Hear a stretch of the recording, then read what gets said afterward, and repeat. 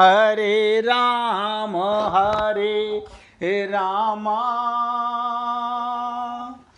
राम राम हरे हरे, हरे कृष्ण कृष्ण कृष्ण हरे हरे, हरे राम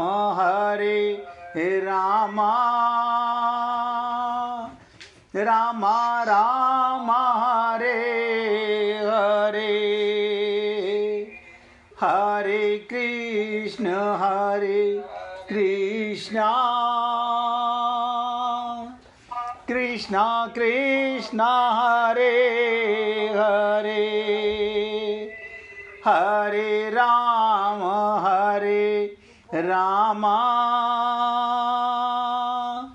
राम राम हरे हरे।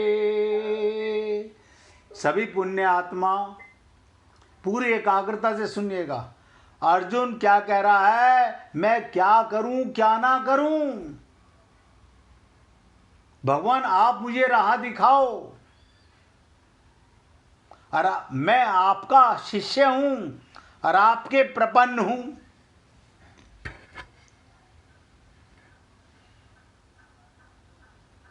आपके शरणागत हूं, आप मुझे मार्ग दिखाइए। लेकिन हम अपने मन और अपनी बुद्धि के शरणागत होते हैं। आज तक तो यही हो रहा है। उनकी बुद्धि धर्म का निर्णय करने में कुंठित हो गई। अब आप सोचिए, आप और हम लोग कैसे समझेंगे धर्म क्या है? हमें क्या पता धर्म क्या है? जो हम नोटंकी कर रहे हैं वो धर्म है।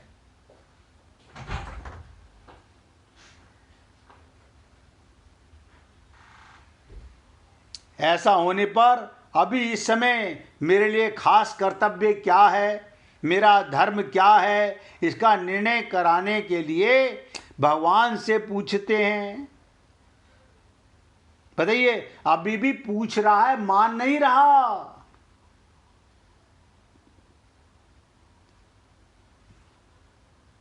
अभी तो 18 अध्याय तक अर्जुन इतनी जल्दी जीव मान ले भगवान की बात और गुरु की बात, तो भगवत प्राप्ति होने में देरी नहीं है।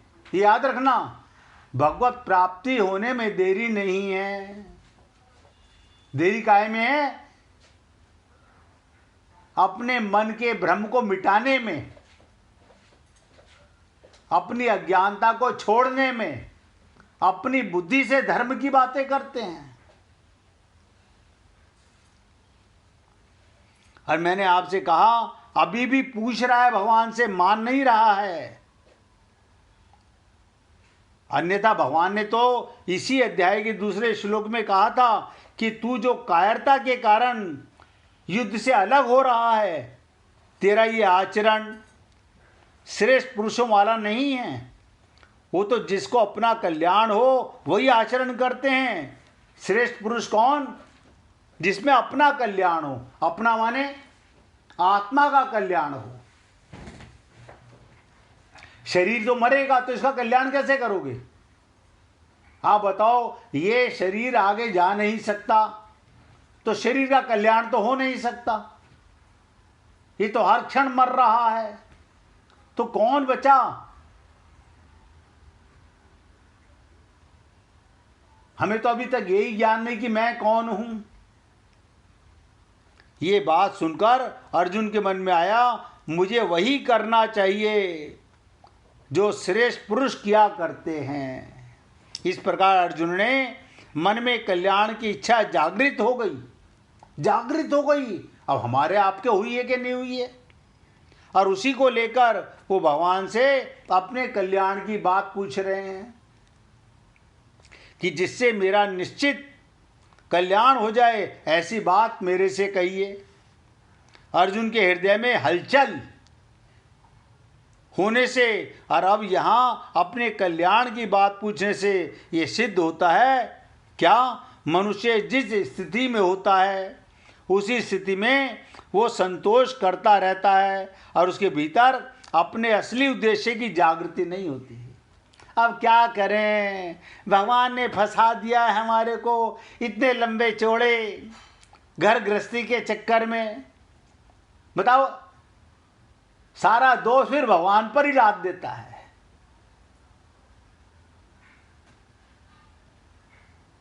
भीतर असली उद्देश्य की जागृति ही नहीं हो पाती है।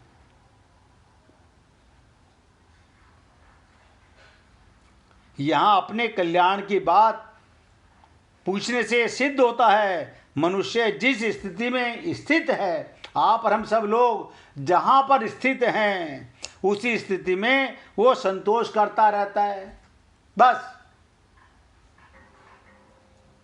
तो उसके भीतर असली उद्देश्य की जागृति नहीं हो पाती। वास्तविक उद्देश्य कल्याण की जागृति तभी होती है जब मनुष्य अपनी वर्तमान स्थिति से असंतुष्ट हो जाए।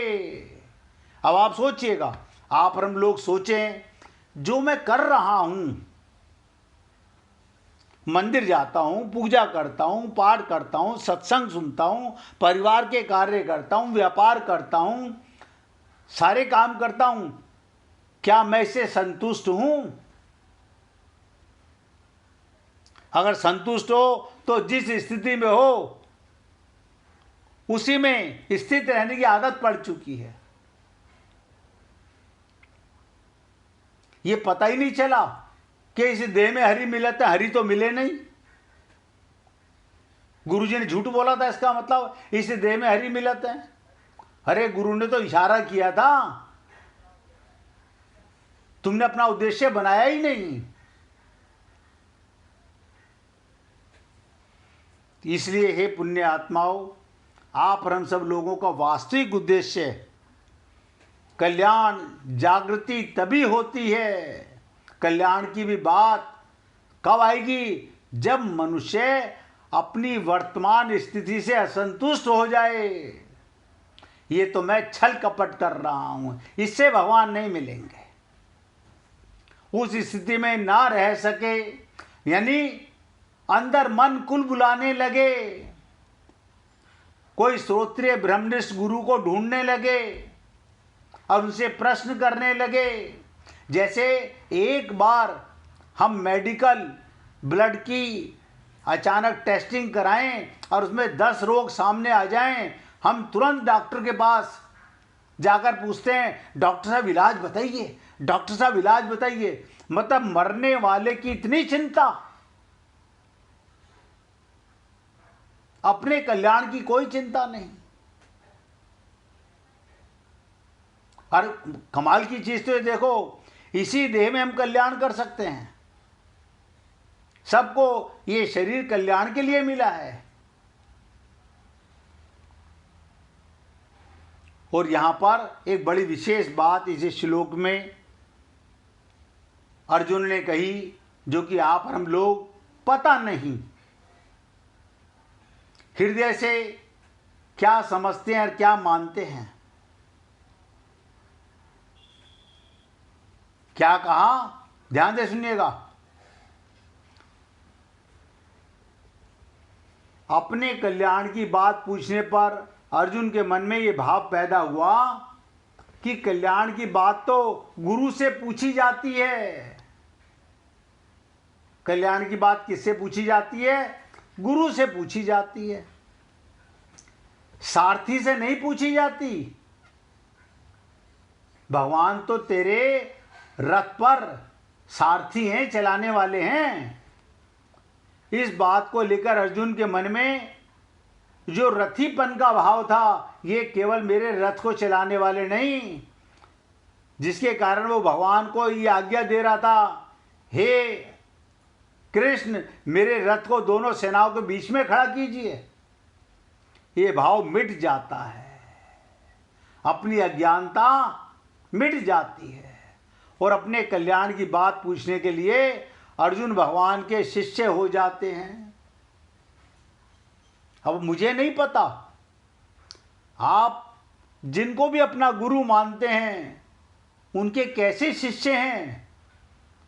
खाली ये कह देने से हम आपके शिष्य हैं, ये शिष्य नहीं होता। शिष्य वो होता है जैसे डॉक्टर के पास जाकर खोपड़ी पे चढ़ जाते हैं, डॉक्टर साहब फर्क नहीं पड़ रहा, जुकाम नहीं जा रहा, खांसी नहीं जा रही, बुखार नहीं जा रहा, इलाज कीजिए। लेकिन यहां कोई बताना नहीं चाहता, क्योंकि चाहते ही नहीं कल्याण करना। अपने मन को गुरु मान रखा है, अपने मन से पूछते रहते हैं, जो मेरा मन कहेगा, मेरी बुद्धि कहेगी, वही करेंगे। अब तक भगवान को मानता था मेरे रथ को चलाने वाले हैं, मेरे ड्राइवर हैं। अब ये भाव मिट जाता है और अपने कल्याण की बात पूछने के लिए अर्जुन भगवान के शिष्य हो जाते हैं और कहते हैं कि महाराज, मैं आपका शिष्य हूं, शिक्षा लेने का पात्र हूं, आप मेरे कल्याण की बात कहिए। और कहता है साधी माम त्वाम प्रपन्नम, गुरु तो उपदेश दे देंगे, जिस मार्ग का ज्ञान नहीं है उसका ज्ञान करा देंगे, पूरा प्रकाश दे देंगे, पूरी बात बता देंगे, पर मार्ग पर तो स्वयं शिष्य को चलना पड़ता है। अब आप चलें या ना चलें, भगवान यहां भी मार्ग बताएंगे। और हम लोगों को भी गुरु केवल मार्ग ही बताते हैं। अपना कल्याण तो शिष्य को खुद करना है। मैं तो ऐसा नहीं चाहता भगवान उपदेश दें और मैं उसका अनुष्ठान करूं, क्योंकि उससे मेरा काम नहीं चलेगा। अतः अपने कल्याण की जिम्मेवारी मैं अपने पर क्यों रखूं, गुरु पर ही क्यों ना छोड़ दूं। जैसे केवल मां के दूध पर निर्भर रहने वाला बालक बीमार हो जाता है तो उसकी बीमारी दूर करने के लिए औषधि मां को खानी पड़ती है। आपको पता होगा पहले जमाने में यही होता था कि बच्चा बीमार हो छोटा तो मां को दवाई खानी पड़ती थी, बालक को नहीं। इसी तरह मैं सर्वदा गुरु के शरण हो जाऊं, गुरु पर निर्भर हो जाऊं, तो मेरे कल्याण का पूरा दायित्व गुरु पर आ जाएगा। स्वयं गुरु को ही मेरा कल्याण करना पड़ेगा। इस भाव से अर्जुन कहते हैं मैं आपके शरण में हूं, मेरे को शिक्षा दीजिए। अब आप हम लोग कि केवल गीता पढ़ करके क्या होगा? अच्छा, पढ़ के होगा क्या? जब तक खोपड़ी में ये बातें आएंगी नहीं कि मुझे अपना कल्याण करना है, तब तक खाली सुनने से क्या होगा? भगवान के शरण होने की बात तो कहते हैं, पर वास्तव में सर्वदा शरण हुए नहीं। सर्वदा शरण का मतलब क्या होता है? आप मुझे कहो, जो कहो मैं वही करूंगा। मेरे लिए शरण का मतलब क्या? कि मैं केवल आपकी बात मानूंगा, अपने मन की नहीं, अपनी बुद्धि की नहीं। लेकिन आज तक ऐसा नहीं कहता मैं कैसे शिष्य नहीं होते हैं, होते हैं, इसी संसार में होते हैं, अनंत हुए हैं, हो रहे हैं, आगे भी होंगे। लेकिन हम तो गुरु को भी धोखा देने में लगे रहते हैं।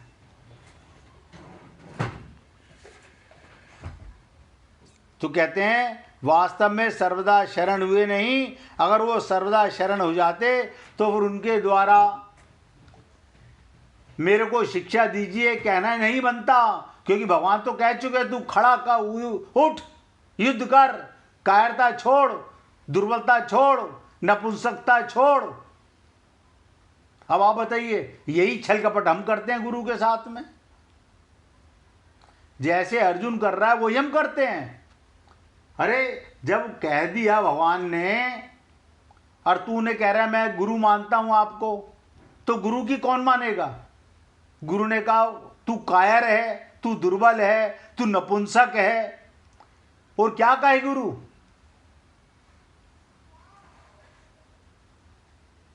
लेकिन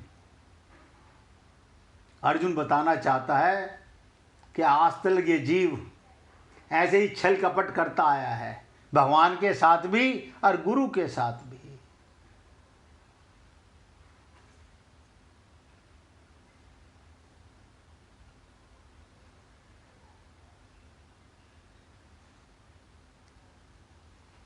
कारण कि शरणागति होने में मैं युद्ध करूंगा या नहीं, क्या करूंगा और क्या नहीं, ये बात रहती ही नहीं। कहते ना, जो जाकी शरण गयो वापे वाकी लाज। लेकिन अर्जुन आखिरी ताकत तक भगवान से प्रश्न करेगा, आखिर तारीख तक। लास्ट में जाके 18वें अध्याय के 73वें श्लोक में शरणागत होगा,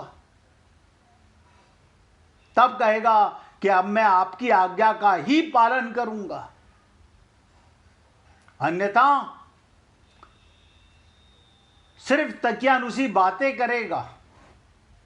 और ये तकियानुसी बातें अर्जुन नहीं कर रहा है, ये हमारे मन के जितने रोग हैं, हमारी बुद्धि में जितने पत्थर पड़े हुए हैं, उनमें जो जो प्रश्न उठते हैं वो सब भगवान से हमारे लिए पूछेगा। इसलिए आप और हम लोग ये मान के चलें कि हाँ, ये बात तो हमारे मन में भी आती है। हम गुरु को ये तो कहते हैं हम आपकी शरणागति में हैं, मानते नहीं है गुरु की। मानते वही हैं जो अपना पापी मन कहता है, अपनी बुद्धि कहती है। या तो गुरु के पास जाओ मत, गुरु की बात सुनो मत, और या मानो तब तो कल्याण होगा। तो कहने का तात्पर्य, शरणागत होने के बाद मैं युद्ध करूंगा या नहीं, क्या करूंगा और क्या नहीं, ये बात रहती ही नहीं।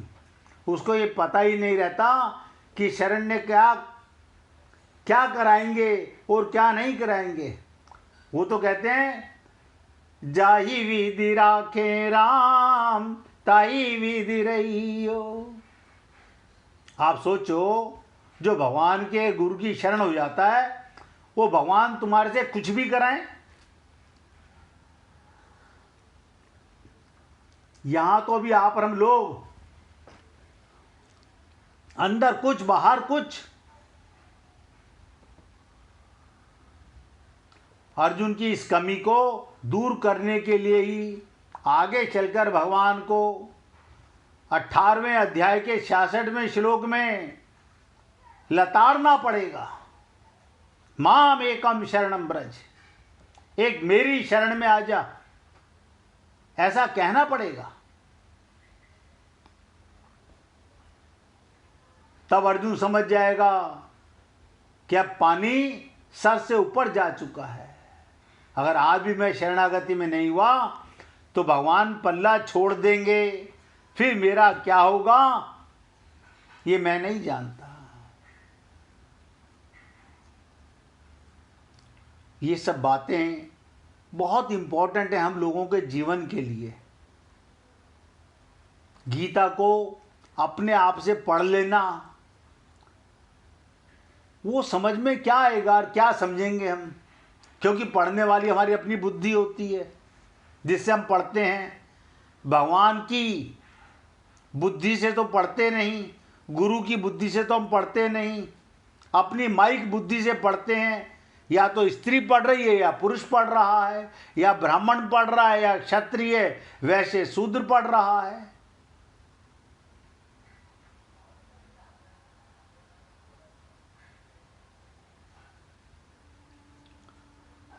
इसलिए पूरी एकाग्रता के साथ समझिएगा। अब जो मैं आगे बात आपको बताने जा रहा हूं वो बहुत ही इंपॉर्टेंट है।